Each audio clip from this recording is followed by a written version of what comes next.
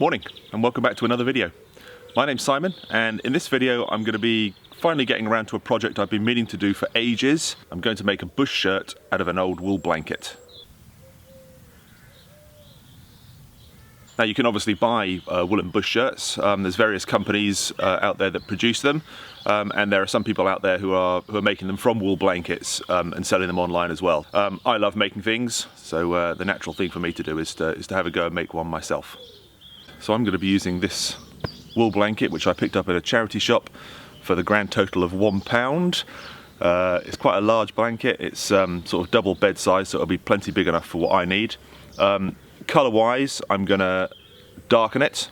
I'm going to use some fabric dye, put it through the washing machine, and dye it a dark brown colour. Well, I bought a dark brown dye, but I know from experience that Dylon and other various dyes that you can buy don't take so well to wool. As I'm sure you know, wool has got natural oils in it, which makes it resistant to the dyes. It does dye it, but you generally don't get the same results. So if it says dark brown on the box, you're unlikely to achieve a dark brown. It's more likely to be a lighter brown. So I've gone for the darkest brown I can find, and I'm going to use Dylon. Now I've weighed the blanket. The blanket weighs about 1.1 kilos. One of these boxes here is suitable for 600 grams. So one of these would do about half the weight of my blanket. So I'm going to double it up. So I've got basically 2 lots of 600, and normally that would be 2 boxes of Dylon to dye that much. So I'm going to double it up, and I'm going to use 4 boxes of Dylon. Okay, and hopefully that will give me a better result. Now, obviously all dyes are different. Some require you to dye your fabric dry. Some require you to pre-wash it and then to dry it damp. So you just have to follow the instructions on the dye that you buy.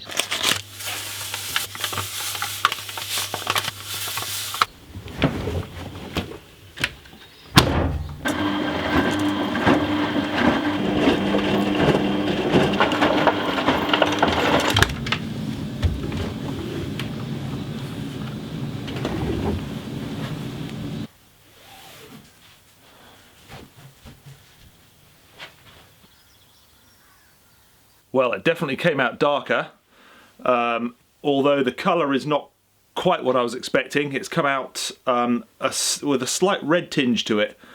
It's not quite purple, but it's sort of heading that way. It's a kind of browny, I don't know, I suppose you call it a plummy colour, but with perhaps a bit more brown in it. But I'm quite happy with it. It's a nice colour. It's still a sort of natural looking colour. You know, I like sort of subdued colours, so this will definitely do the job. Now, as for a pattern, I'm going to use an old top that I have here. It's a kind of Spanish style Baja top, kind of like fleecy on the inside with a hood and a hand warmer pocket, a little bit like a hoodie. And this is quite a nice fit on me, except for the hood. I'm not keen on the hood on it, but this is made of acrylic, so it's not very good for next to a campfire, because any spark that lands on it is just going to burn holes in it.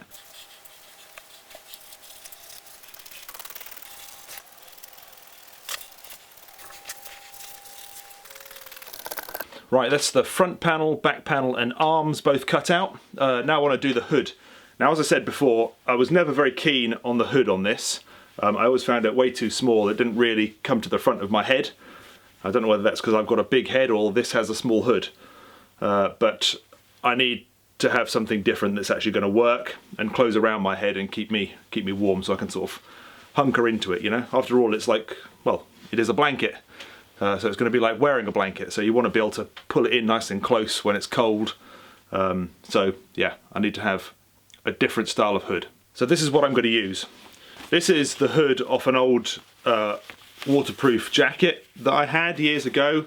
The waterproof jacket failed. I'd had it a long time. It had a couple of holes in it, so I took the jacket to pieces, and I have all the panels from it because they're useful to use as templates. And I've used this hood before as a template on another piece of clothing that I made, So that's what this is going to become. This is like the front part that came over your head like this, if you like.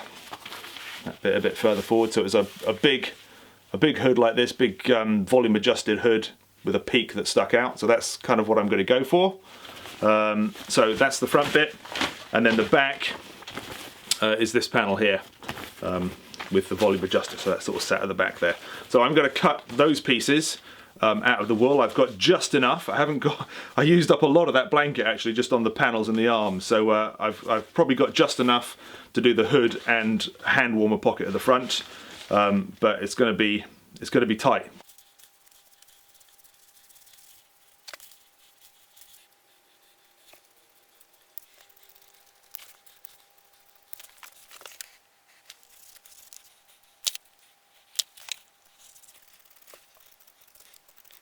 Right, that's all of the panels cut out. I got all of the panels out of the blanket just. There's not a lot left, but there should just be enough for channels, for draw cords and things to go through. Last sort of finishing touch bits really. So I've got a load of hebbing to do before I start sewing anything together. Any sort of exposed edges that aren't going to be sewn to another panel, if you see what I mean, like the edges of the pockets, hems around the cuffs, anything like that, I'm going to hem all of those first. So on the pocket, for example, which is here, I've got two exposed edges there where your hands go in. They're going to be doubled over and stitched through, so there's nothing that can fray. To be honest, the edges on these blankets don't fray much anyway. I have cut them and just left the edges raw, and you get a little bit of fraying, but it's not really enough to worry about. And the reason being is that when this blanket was washed, obviously this is an old blanket. This came from a charity shop, so it's had a lifetime of being washed. But obviously I've washed it again today. I had to pre-wash it.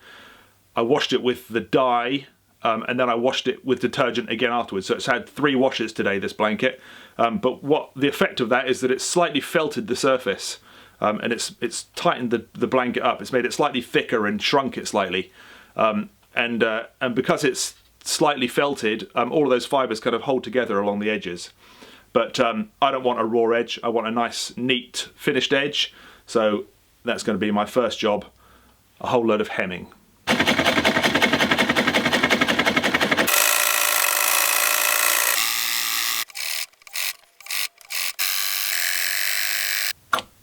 Okay, I've run into a bit of a problem with the hemming on the front part of the hood, simply because it's a series of curves. There's a concave curve there, a large convex curve, and then another concave curve.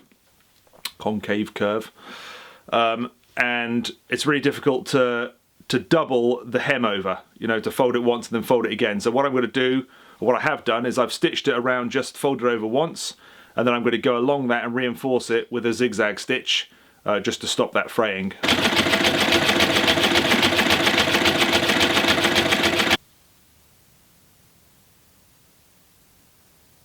Right, the next thing is to make this sleeve here, which holds the shock cord, which will be used to cinch up the hood at the front, so you can close it in around your face a bit.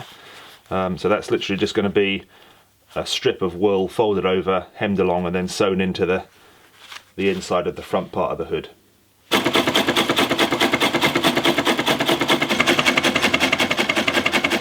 Okay, I'm going to sew that along here now.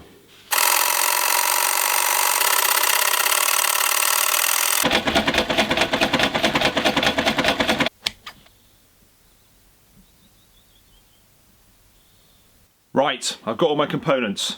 I've got a front and a back, the bottom edge of which I've kept the original hem from the blanket, the sort of whipped edge, as the bottom of the hem around the bottom of the shirt. So front and back. I've got 2 arms which I have hemmed at the sleeve, and I also decided to go over that with a zigzag stitch as well, just because I liked how it looked and it's extra reinforcement for that point. It's a point where it's going to wear. So 2 arms. I've got my pocket, which I've hemmed all the way around and double hemmed where the openings are, where your hands go in, and just single hemmed around because that will obviously be stitched onto the shirt as well, so that will give it some strength. and I have my hood components. The long piece here, which goes around the front, with the channel in for the shock cord, and the back panel. So it's time to start stitching all together. I'm going to start with the hood, and then we'll get on to the rest of it. So don't forget, when you're stitching everything together, sew all inside out. Okay, so that's the inside, that's the inside. I've made a mark here at the center point, and I've made a mark here at the center point just with a bit of tailor's chalk, just to help me line it all up, and I'm going to start in the middle. The reason for that is if you start at one end, if you accidentally stretch one piece more than the other, you can end up with them not aligning properly when you get to the other end of the stitch, at the other end of your seam.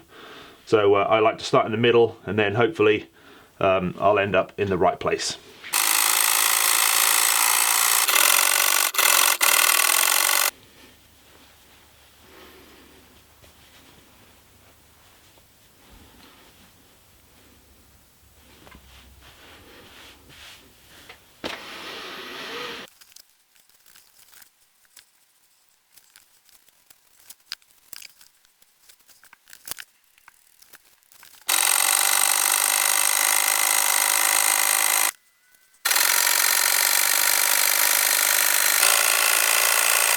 Once I've gone around and stitched it inside out, I've then turned it the right way around and just reinforced the stitching by laying the seam flat and then stitching through the front, just to reinforce it, and it gives it a nice neat sort of finish as well, where the panels are joined together.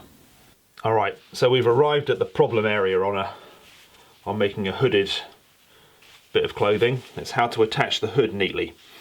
Now my hood is, the bottom of my hood here is pretty much roughly a straight line, as is the top of the shirt. So sewing the back on isn't a problem.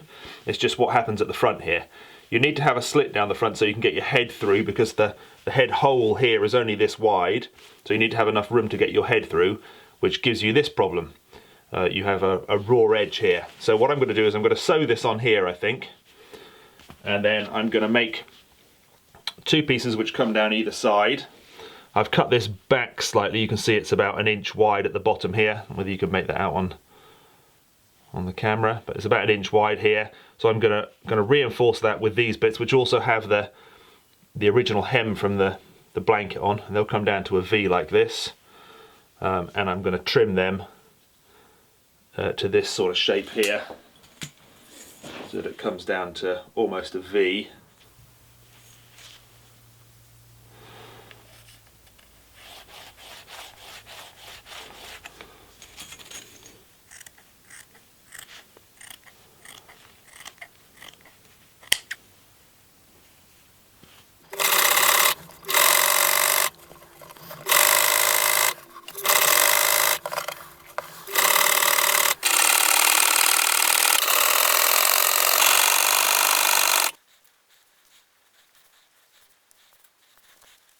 Okay, I've got the hood sewn on, so that bit sits inside, and this will lace up the front here.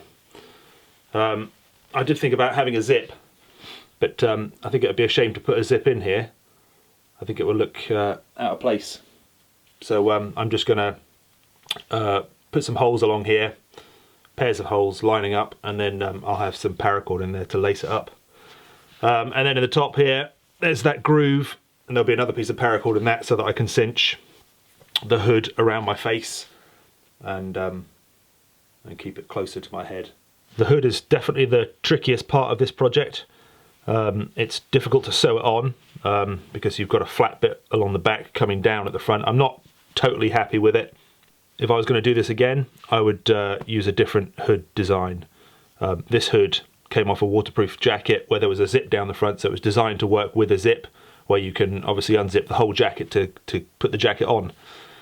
This being an over the head sort of smock pullover type bush shirt, you know, you need to have a hole big enough to get your head through, and as a result it doesn't quite work as well. You know, it'll do the job, but yeah, I would do it differently if I was going to do it again.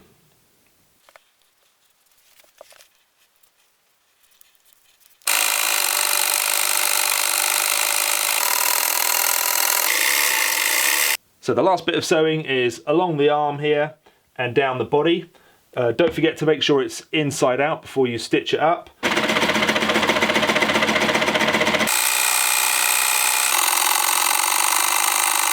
Right, the next thing is to thread all my paracord through. I've got to make a load of holes in this, and I'm going to use a hole punch for that. Really, if I just left those holes raw, they would eventually just, you know, the wool would tear. So I need to reinforce them with some little metal grommets, but I haven't got any the right size. I'll have to order those, and I'll have to add them at a later date, but I can at least get it all together, check it all works, check it laces up and fastens up fine, check the draw cord works, and then you know, I'll take it apart another time, take the cord out another time, and put in the grommets when I've got some. To thread the paracord through, I've just got a piece of wire here, bent in half, and then the ends bent over so there aren't any sharp bits, and I just literally put the paracord through, squash it up a bit so it's held in place, and then feed that through this channel.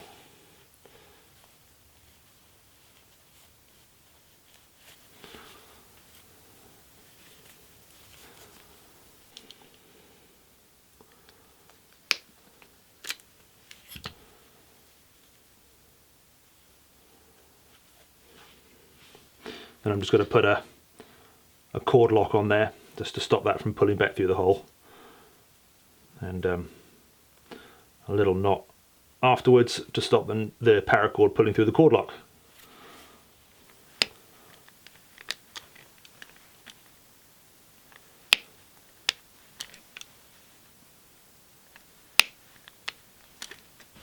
I'm going to start the lacing at the top and lace down so that my toggle is at the bottom, otherwise it's going to be bad enough with these there, but with that one whipping about under my nose, it's going to be annoying. That's just paracord that I'm using because that's what I've got, but probably better would be some shock cord actually.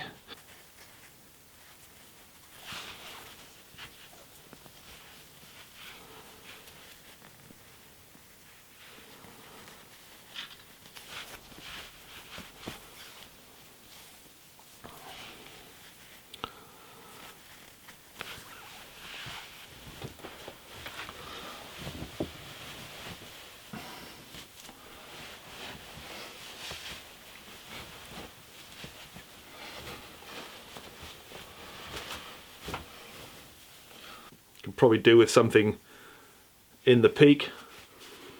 The coat that I took the design from, that I took the pattern from, I think it had a bit of wire or something in the peak here just to give it some form. This obviously hasn't, it's a bit floppy, so I might put something in there. It wouldn't be too hard just to thread a bit of wire through and sew it in, just to keep that sort of like there, keep a bit of the weather off. I mean, it's not waterproof, obviously, it's not a waterproof coat, but you know, if you were wearing this out in a light shower, you'd be alright in it, you know, even if it did get a bit wet, you'd still stay warm. So just be nice to keep that off your face. Yeah.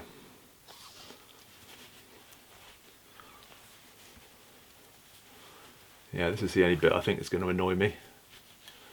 The lacing. Well, if any of you can think of a better way of doing this, just leave it in the comments section below.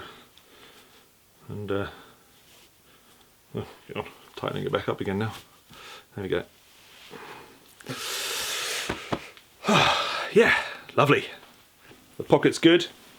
It's really big, nice and deep. The distance between the bottom of the pocket and the bit where you put your hands through is quite deep, so you can put stuff in the pocket without worrying about it all falling out through the hand holes. And there's loads of room to get your hands in there. You can put your hat, you can put your gloves in there. That's good. Yeah, I'm happy with that. That's good.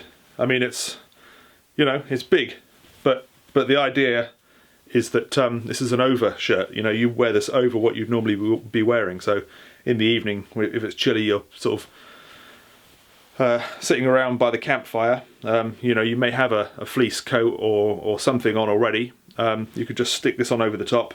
You know, if there's any sparks that come off the fire, it's not going to damage your fleece layers underneath. You know, like I said before, it's really tough. So if you're out, you know, in the undergrowth collecting firewood or collecting materials to build a shelter, or just walking from one place to another, whatever, you know, the likelihood is you're going to encounter brambles and branches and things that might snag, and this stuff is really resistant to tearing and snags. So yeah, really good. I'm happy. Well, thank you for watching. I hope you've enjoyed it. I hope you found it useful. I hope it may have even inspired you to have a go at making a wool blanket bush shirt of your own. Easy to do. You know, all you need really is something to use as a pattern, hooded sweatshirt, a coat, whatever, anything. You know, you can just literally lay it out like I did onto the blanket and cut out the panels and stitch them together, basically. A couple of bits of advice if you are going to have a go: do pre-wash your blanket, even if you're not planning on dyeing it. I washed this at 40 degrees, which is warmer than it should have been, but it did mean that it shrunk ever so slightly and just felted a little bit. So basically the wool has got a little bit thicker, it's got a bit denser, and all the little fibres have just kind of like knitted together, kind of like a mat, like a big flat sort of dreadlock, really, and that helps make it even warmer, and yeah, just a bit more wind resistant, and just, you know, thicker is better really with something like this, I think. Also, have a look around at other people's ideas. You know, YouTube is a massive resource of ideas. Have a look at a few videos and see what you like the look of, see what works, and yeah, give it a go. Make yourself a bush shirt.